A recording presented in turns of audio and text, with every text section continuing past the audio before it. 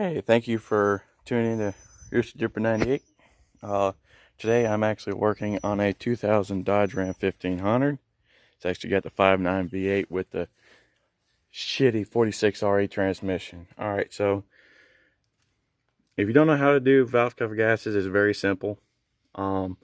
Actually, a bad valve cover gasket, let me get it real quick.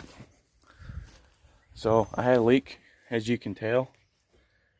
You can see how it's actually damp and all that. Alright, so I pull it out, and before I can get anything out, I had some of this hanging out. Alright, so this is a bad valve cover gasket. I can sit there and I can freaking pull this daggum silicone rubber crap. Yeah, and this is what Dodge puts in there. This is actually an OEM part, which you can take that shit and throw it in the freaking ground. Alright, so the easiest way to do this, see how they've got all these freaking hoses in here. These hoses, these lines, all kinds of crap. Even these right here. The easiest way I did it is I just pulled vacuum line to your brake booster. And then I pulled the EGR valve. No, I can't freaking PVC. There we go. I think that's what it is. If I'm wrong, this is right here.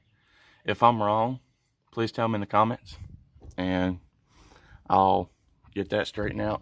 But yeah, I just pulled a bunch of these hoses and these lines out of the way. Now the only thing that you'll actually have a problem with is the actual stud. That's actually the back two studs that are back here and here, and that's the easy part. Of course, you replace one, common sense, you replace the other. Now see, the thing, I'd really like to meet the person who actually put this thing together, because they are not one of the brightest engineers in the freaking world.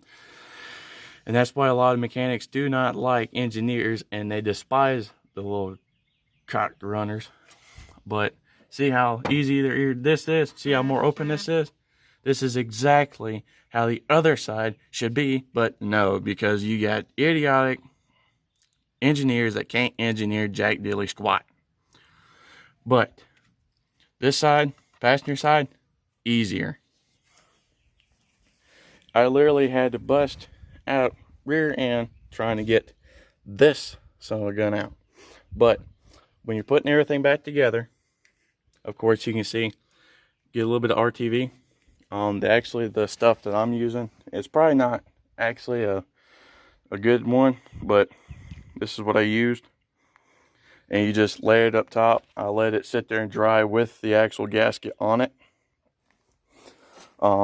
Afterwards, you can use any kind of Loctite. This is all I have that I can get right now, but pretty much the best to hold it in place after brand new valve covers, gaskets, I'd use red, just to be on the safe side. But pretty much what you do, of course, if you've actually never used it, which if you're just doing this, yeah, see, these are the studs that actually fit in them. This part right here actually goes inside. So what you do is you actually clean it off. Of course, I'm sorry, I'm trying to get to where I can do all this in a better environment, camera wise, but clean it off. What I do is I use the cap if it's plugged. Dab just about that much. We can do just a little bit more. Heck with it, it ain't gonna hurt it. It's gonna be a pain to get off. Tap it a little bit. And see? And all you gotta do, take it, find the hole, and just put it right up on in there. And tighten it down, and that's about it. I mean, this actually is not a hard job. It's just a pain, excuse my French, but it's just a pain in the ass. I had the 5.9, the the gas version 5.9. As you can tell, because diesel has fucking glow plugs, not these shitty ass damn spark plugs. But yeah, the actual studs, if you actually have them all, ow, fuck. Yeah, battery's still good. You'll actually want to run the best one I have that I actually fit it the best that I've used is the 7/16. Yeah, 7/16. Always carry. What I do is I always tighten them down. Use the 3/8 first, and then come back with the 1/2 inch. Of course, yeah, 1/2 inch. Common sense. You should know what a 1/2 inch, a 3/8, and a 1/4 inch drive is. But yeah, that's pretty much how you do it. I'm just explaining. So yeah, what you'll actually have to do also is when you take this off, go on the lip that's right here, this right here. You'll have to actually get all the junk off using something in the sense of, well, I can't use this right now, but in the sense of something like this, or like a regular old wire brush. Throw that in the bag. And then, of course, sit there. Here's a demonstration. Okay, here's your lip. Take it, go like this, and then go down. And then don't go around it, just go up, down through to one side to the other, and run your finger across it.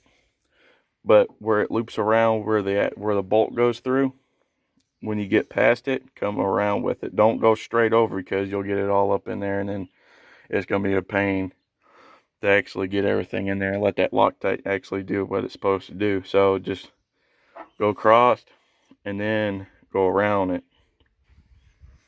Let it sit for about 15-20 minutes, and then go ahead and set your stuff on, and that's how I do it.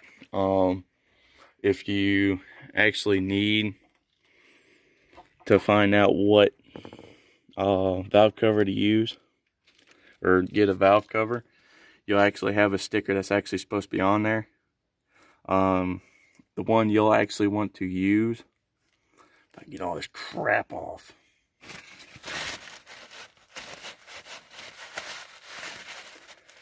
You can take it to the part store and they can actually scan it. But the best way to do it, your part number. First, use this one on the bottom. If that doesn't work, use the one up top. But 99.9% of the time, unless you go to O'Reilly's, they will, some O'Reilly's, you'll actually get the actual part off this right here. And of course, you can tell 5.9 and the 8. I don't know what the AB and the 528 means, but this will be your actual part number here. But yeah, thank you for watching, and subscribe, like, comment.